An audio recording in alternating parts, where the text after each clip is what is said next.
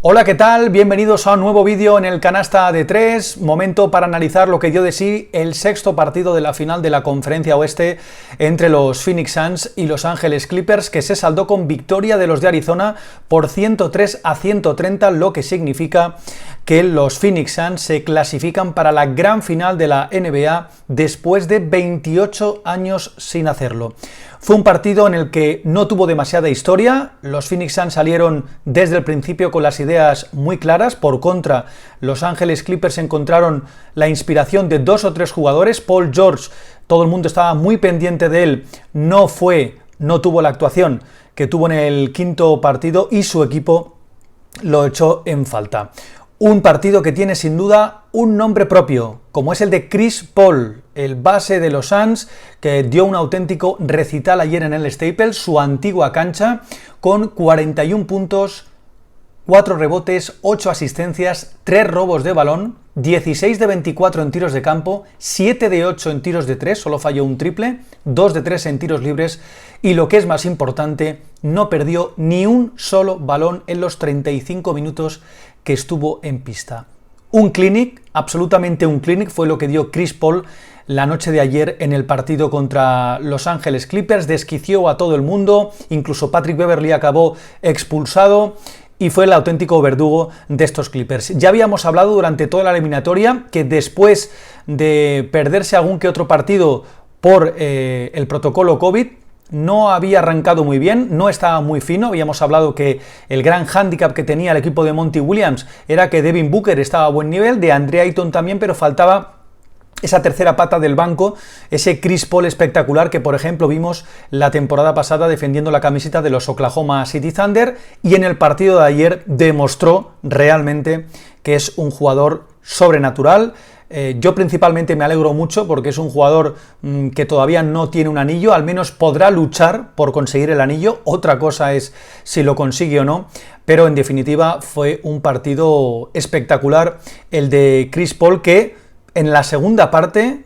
podemos decir que ganó él solito el partido. En la primera parte anotó 10 puntos, algo importante y a destacar, y en la segunda parte anotó 31 puntos para acabar con esos 41 final. En la segunda parte lo cierto es que no encontraron defensores para poder pararle, se quedaba mucho en el mismatch, Marcus Morris por ejemplo con él, y siempre podía anotar de 3, de hecho la estadística de tiros de 3, ese 7 de 8, ya dice mucho del acierto que tuvo el base de los Phoenix Suns en el partido de ayer. Pero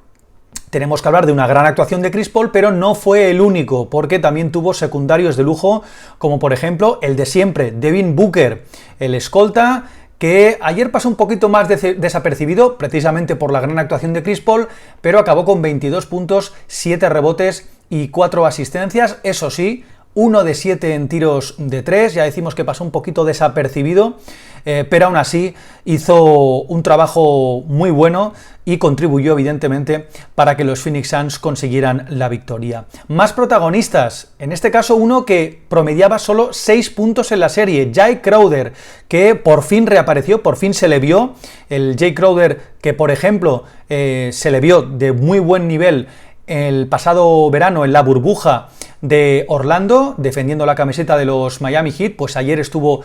muy bien, 19 puntos, 5 rebotes, 5 de 9 en triples, es lo que se le pide a un jugador como Jae Crowder, que sea capaz de defender, pero además aporte en el ataque de Phoenix Suns con esos triples liberados, ese catch and shoot, y ayer Jae Crowder por fin hizo un buen partido y su equipo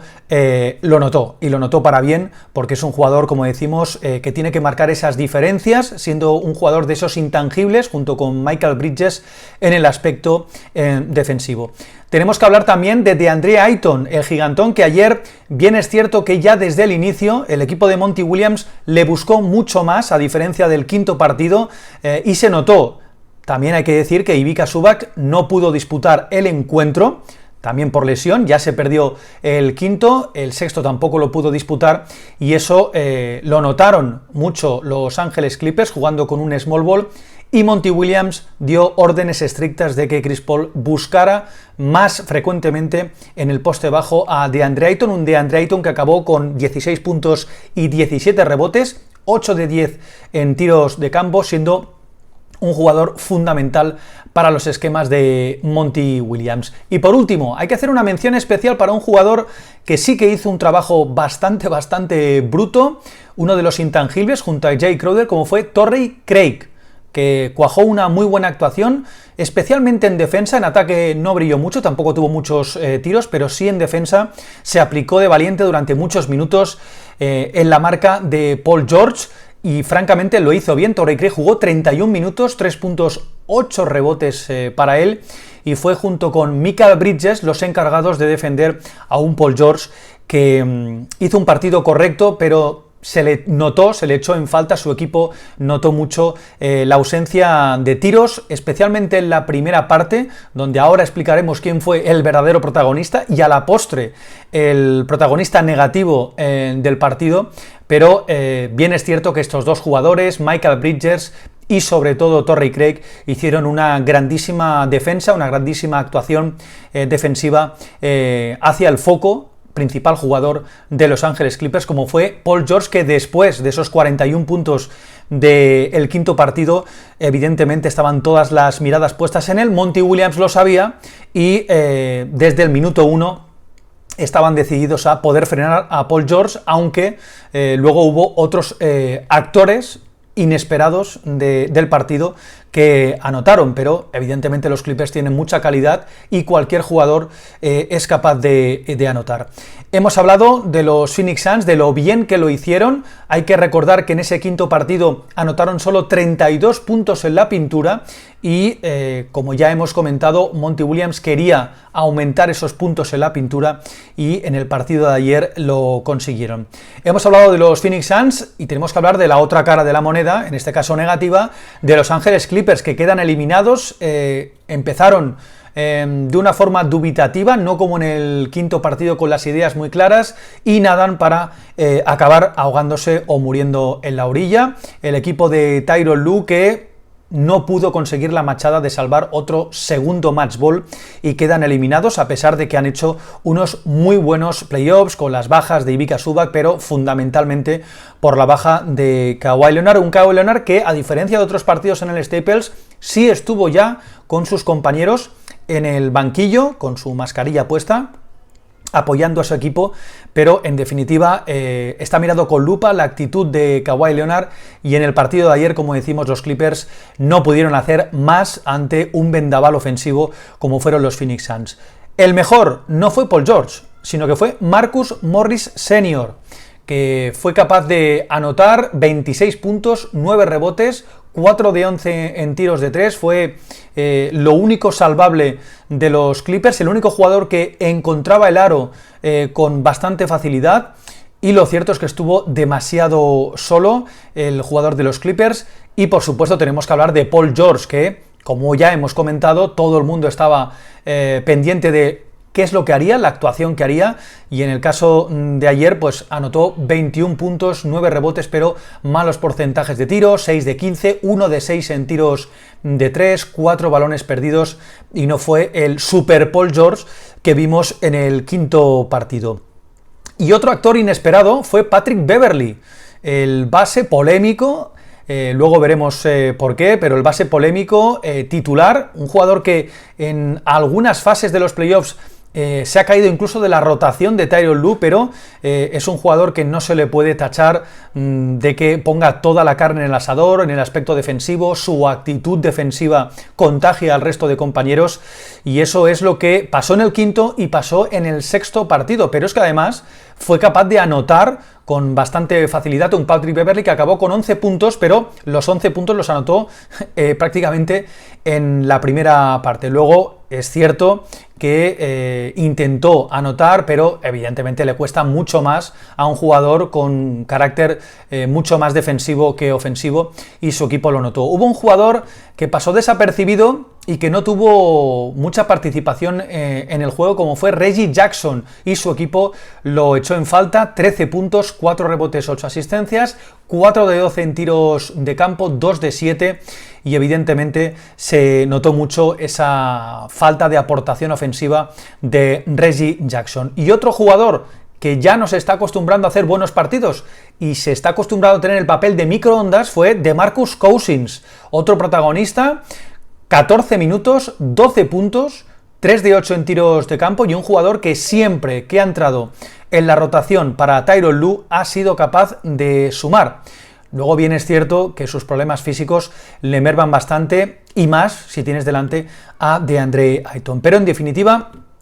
un encuentro que no tuvo mucha historia. En la primera parte tuvo ventajas bastante cómodas Phoenix Suns, con Chris Paul, con Devin Booker y sobre todo con un Jay Crowder que empezó a estar enchufado, y en la segunda parte la dinámica prácticamente fue la misma. Clippers iba haciendo la goma, llegaron a perder por 17, luego un parcial de 10-0 en el tercer cuarto los colocaron de nuevo a 7 puntos, pero a partir de ahí empezó la magia, empezó el recital, empezó la cátedra para Chris Paul, que estuvo muy inspirado, como decimos, con esos 31 puntos en la segunda parte, y sin duda fue el auténtico verdugo y el auténtica protagonista para que los Suns, como hemos dicho al empezar el vídeo, tras 28 años sin pisar una final de la NBA, vuelvan de nuevo. La última vez que la pisaron fue en el 93, temporada 92-93, y la final la disputaron contra los Chicago Bulls de Michael Jordan, de Scottie Pippen y compañía. En los Suns estaba jugando Charles Barkley, Dan Majerle, Kevin Johnson, equipos absolutamente históricos, y como decimos, 28 años después, hay que recordar que en la historia del deporte norteamericano no hay ninguna franquicia que haya tenido 4 temporadas anteriores con un récord muy malo y en la quinta se hayan plantado en una gran final. Ni en el fútbol americano, la NFL, ni en la NHL, ni en la MLB, ni, por supuesto, en la NBA. Por tanto, un récord espectacular. Mención especial para estos dos jugadores, para Chris Paul, que a sus 36 años sabe lo que es, o sabrá lo que es precisamente disputar una final de la NBA. Veremos si consigue el anillo, aunque sería un colofón para su carrera espectacular. Y otro, Devin Booker, que ha estado desde el principio en la franquicia de Arizona y que finalmente ha visto recompensado todos estos años predicando una travesía en el desierto, nunca mejor dicho, en el desierto de Arizona, y consiguen llegar a esta final de la NBA. Y después de analizar lo que dio de sí ese sexto partido, tenemos que hablar del partido de esta noche, del quinto partido de la final de la Conferencia Este entre los Milwaukee Bucks y los Atlanta Hawks, la eliminatoria empatada a 2. Ayer se supo, tras los análisis médicos realizados a la rodilla de Giannis Antetokounmpo, que no existe daño estructural ni ligamentos rotos, y por tanto buenas noticias para lo que podía haber sido esa lesión de Giannis Antetokounmpo. No obstante, hay que tener muy en cuenta que casi con total seguridad, no está confirmado a estas horas,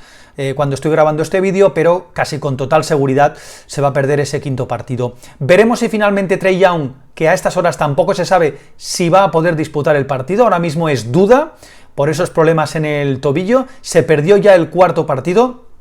aunque todo hace pensar que si Giannis Antetokounmpo finalmente no juega, los servicios médicos de Atlanta sean un poquito más conservadores y decidan que Trae Young esté descansando en este quinto partido y se reserve para el sexto en el State Farm Arena. Pero saldremos de dudas esta noche, como decíamos, el quinto partido en Milwaukee entre los Bucks y los Hawks, un quinto partido que siempre es fundamental para el desarrollo, para el desenlace final de la serie. Y hablamos de más noticias, en este caso de la NBA. Hemos hablado de la lesión de Giannis Antetokounmpo y tenemos que hablar de una noticia bastante fresca, actual, porque Vasilije Micic, el base serbio que está disputando el torneo preolímpico con la selección de Serbia, ha renovado con Anadolu Efes, el actual campeón de Europa, actual campeón de la Euroliga, ha renovado por 3 temporadas con el Anadolu Efes, por tanto, de momento aplaza su desembarco a la NBA. Hay que recordar que Vasilije Micic, sus derechos los tiene Oklahoma City Thunder, y todo parecía pensar, según lo que había dicho también su representante, que podía dar ya el salto a la mejor liga del mundo, pero de momento parece que tendrá que esperar ese salto a la liga norteamericana, a la NBA, y continuará al menos una temporada más en Europa. Y tenemos que hablar del torneo preolímpico, que ayer se disputó la segunda jornada para algunos equipos, la primera para también otros, como por ejemplo la Eslovenia de Luka Doncic, que dio un auténtico recital, fue capaz de ganar por 50 puntos, 118-78,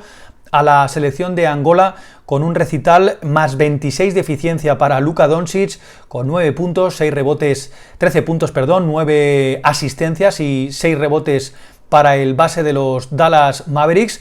y fue un auténtico vendaval. Bien es cierto que Angola no puso mucha resistencia, pero en cualquier caso se disputaron partidos también atractivos, como por ejemplo la victoria de Canadá, la segunda en 2 partidos, del equipo de Nick Nurse, que consigue vencer con solvencia, venciendo a China en un partido que tampoco tuvo mucha historia. Consiguió vencer 109-79 con una gran actuación, otra más de Andrew Wiggins, 20 puntos, 16 puntos para el jugador de los Knicks, RJ Barrett, que también estuvo bien, y luego 12 puntos y 11 para Nicholas Alexander Walker y para Luguentz Dort, el jugador de los Oklahoma City Thunder. Otros resultados importantes o destacados: la victoria de Brasil sobre Croacia, sobre Bojan Bogdanovic, 94-67,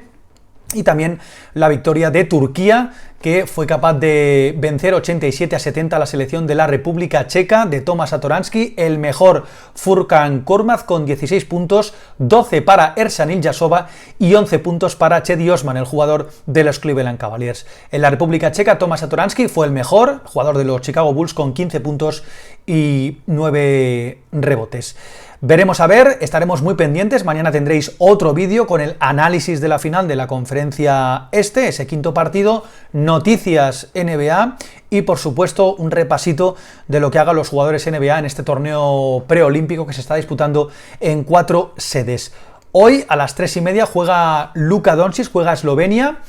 un partido importante contra Polonia. Y otra noticia con la que nos despedimos es que es una noticia histórica para la NCAA, para el baloncesto norteamericano, porque se ha aprobado